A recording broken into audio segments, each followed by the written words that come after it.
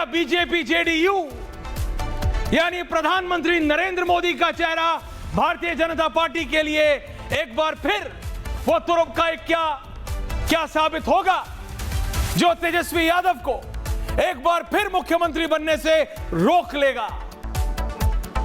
जहां तक बात राहुल गांधी की है, आई पर्सनली बिलीव ये देश 2025 का देश है। यहां ना पार्ट टाइम ऑफिसर ना पार्ट टाइम नेता की कोई जगह है। जी हां, पार्ट टाइम 4 रैली 4 दिन की छुट्टी।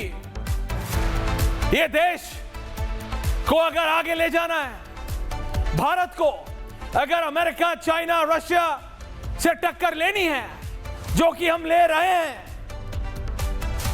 तो हमें पार्ट टाइम नेता नहीं, 24/7 365 एक ऐसा नेता चाहिए जो भारत को आगे लेके जाए। मैं मानता हूं क्षेत्रीय नेतृत्व की बात करें तो भारतीय जनता पार्टी के पास नहीं है सम्राट चौधरी।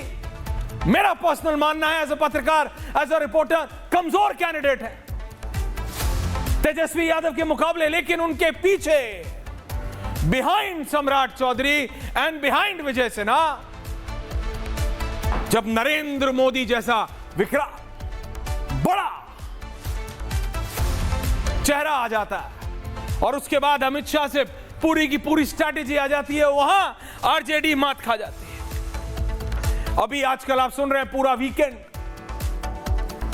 कल शनिवार को आपने सुना, आज भी पूरे दिन इतवार, ये यहां मिले 4 घंटे में चौथी बैठक। चिराग पासवान अपनी सफेद रंग की सियाज से निकले, वहां पे नित्यानंद राय ने उनका हाथ पकड़ा, कैमरा ने देखा, पीछे मुड़े चिराग पासवान, नाराज है चिराग पासवान, खुश है चिराग पासवान। फिर अचानक 2 घंटे बाद चिराग पासवान गायब, जितिन राम मांझी नाखुश।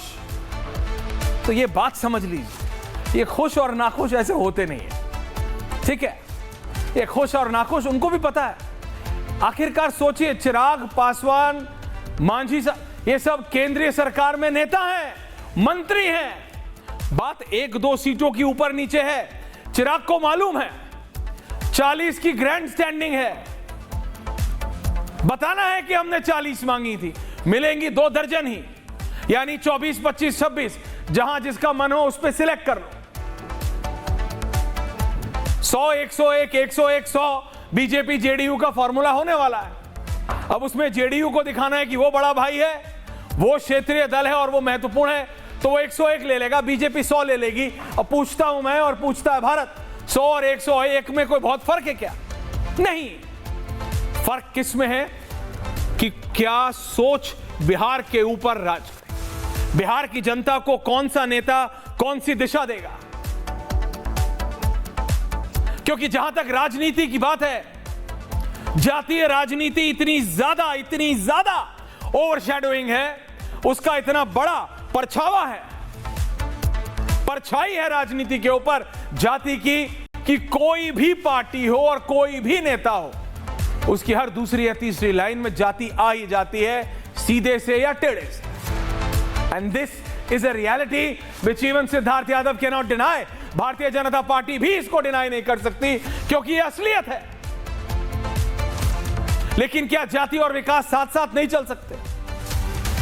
क्योंकि यह बात मैं मान चुका हूं कि बिहार से जाति मिटाए नहीं मिटती, लेकिन समय आ गया है कि बिहार में भी मल्टीनेशनल कंपनीज जाएं, बिहार में भी सॉफ्टवेयर कंपनीज जाएं। भाई, बिहार में भी आईफोन बने, या बीजेपी बस बोलती रहेगी कि आईफोन हिंदुस्तान में बिक रहा है, सबसे ज्यादा स्मार्टफोन इंडिया में बन रहे हैं? बताइए मुझे, कौन सा बड़ा स्मार्टफोन मैन्युफैक्चरर बिहार में है? कौन से बड़ा चिप मैन्युफैक्चरर, कौन सा बड़ा कंप्यूटर मैन्युफैक्चरर, कौन से नेक्स्ट जनरेशन, अगली पीढ़ी की कौन सी तकनीक या कौन सी टेक्नोलॉजी वाली फैक्ट्री बिहार में लगी है? पूछता हूं मैं और पूछता है भारत। बताइए कोई मुझे। बोलना आसान है विकास, और ये बात रियलिटी है।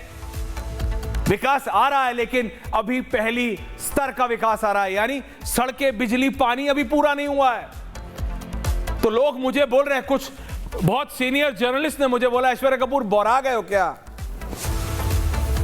बौरा गए हो? जिस प्रदेश में अगर डामर उन्होंने मुझे समझाया, मैंने डामर समझा नहीं। उन्होंने मुझे बोला जो तुम कंक्रीट की जो सड़कें बनती है दिल्ली में, वहां वो जो कंक्रीट और तारकोल वाली जो डामर की सड़कें बनती हैं, जिस प्रदेश के जिन गांवों में आज भी लोग इतने मजबूर हो कि नई नई सड़क पड़े, नया नया सीवर का होल लगे, तो वो उठा के अपने घर ले जाए। तुम वहां आईटी कंपनी खोलने की बात कर रहे हो, तुम वहां आईफोन और सैमसंग और कौन सा फोन बनाने की बात कर रहे हो। मेरा दिमाग खुला, मैं भौचक कर रह गया। मैंने सर्च किया, रत्नाकर त्रिपाठी जी की जगह मैं गूगल बाबा पे गया, मैंने सर्च किया, एआई से पूछा, एंड लिटरली ये होता है। नई नई सड़क पड़ी है और कॉन्ट्रैक्टर अगर घर चला गया तो लोग इतने मजबूर हैं सिद्धार्थ कि वो सड़क उठा के ले जाते, सड़क चोरी हो जाती है जिस प्रदेश में, उस प्रदेश में अगर मैं सॉफ्टवेयर कंपनीज और आईटी फर्म की बात करूं तो I am not connected to the people.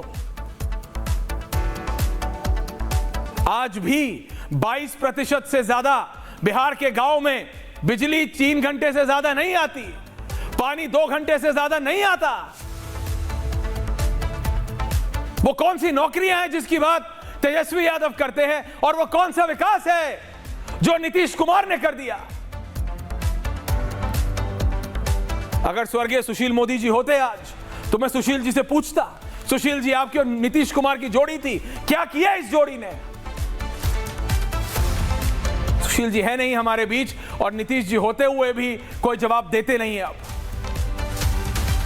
मेरे बात सिर्फ इतनी है, कौन सी किसको सीटें मिल रही हैं ये सुनने में अच्छा लग सकता है दर्शकों आपको भी, कि चिराग पासवान 40 पे अड़े, 26 पे माने, जितिन राम मांझी 15 पे अड़े, 8 पे माने, लेकिन ना 8 से आपको कुछ मिल रहा है ना 15 से।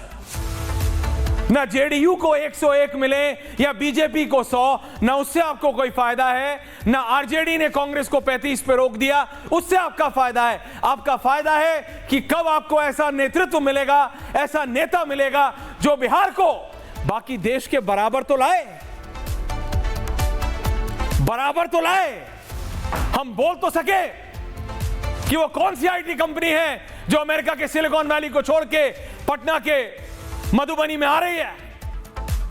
अभी तो बस सड़कें बिजली पानी, सड़कें बिजली पानी, और उससे ज्यादा हो तो नौकरी, बस खत्म। इससे आगे विकास का मतलब नहीं है वहां के लोगों के लिए, क्योंकि बेसिक नहीं हुआ है। बेसिक। और इसीलिए पूछता हूं मैं, और पूछता है भारत आज, ये सीटों की बात सब पता लग जाएगी सोमवार सुबह तक, लेकिन मुझे ये तो बताइए कि विकास कौन ला रहा है। सिद्धार्थ जी आप लेके आएंगे कि प्रोफेसर साहब आप लेके आएंगे, अनवर पाशा साहब बताइए तो। Can I have my full panel on air? Thank you गर्मा। सिद्धार्थ जी, देश में आपकी सरकार और प्रदेश में आपके समीकरण की सरकार क्या किया? अभी आप ये मत बोलिएगा Siddharth ji you are a young leader, और राहुल गांधी वाले युवा नहीं, आप असलियत में युवा हैं। तो बताइए मुझे बिहार के युवा के लिए क्या कर रही है बीजेपी? क्या तेजस्वी यादव ने नहीं किया, वो उनके प्रवक्ता को बोलने दीजिए, मुझे आप बताइए और देश की जनता को बताइए कि what is your line of politics. आपका विकास का मतलब क्या है सिद्धार्थ यादव? देखिए ऐश्वर्या जी, आपके सभी दर्शकों को नमस्कार और आपको भी नमस्कार। प्रणाम सिद्धार्थ। आपने जिस प्रकार की एक ओपनिंग करी, मैं बिल्कुल उस बात से सहमत हूं, और विकास को लेकर के बिहार में जो चर्चा आज प्रारंभ हो पाई, या आपकी जो चिंता विकास को लेकर के व्यक्त हो रही है, मुझे लगता है कि यह भी एक उपलब्धि है। नहीं तो आप तो लंबे समय से पत्रकारिता करते आ रहे हैं। जिसको देश में अपहरण की राजधानी बना दिया गया हो, या जहां पर कारोबार केवल भ्रष्टाचार का चलता हो, एक ही उद्योग अपहरण का चलता हो, जिसको कोर्ट जंगल राज कहता हो, वहां विकास तो दूर दूर तक नहीं था। पर सीधे मैं सबसे पहले आपने जो प्रश्न पूछा उसका उत्तर देता हूं। जब 2005 में हम आए थे, तब बिहार के अंदर प्रति व्यक्ति आई 8,223 रुपए थी। आज बिहार के अंदर प्रति व्यक्ति आई 66,828 रुपीज है। यह हमारी सरकार वहां पर करके दिखा पाई।